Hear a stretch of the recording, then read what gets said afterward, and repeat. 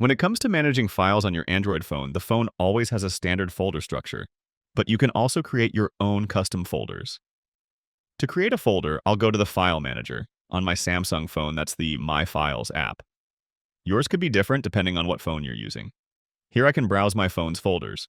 On the internal storage, for example, there's a set of default folders for downloads, music, etc. To add a new folder, I can tap the three dots up top and choose Create Folder.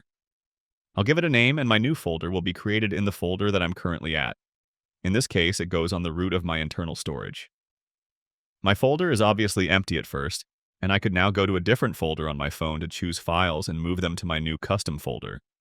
I could move individual files or entire folders, and I can move things between my internal storage and the memory card I have installed in my phone. You can also have your new folder added to your home screen. If I go back and tap and hold my folder, I can then tap the three dots on the bottom right corner and choose Add to Home Screen. This puts the folder on my home screen and I can quickly access it with a simple tap, without having to navigate through my file manager. And that's how you create folders. Click the like button if this helped, and subscribe for more easy guides like this.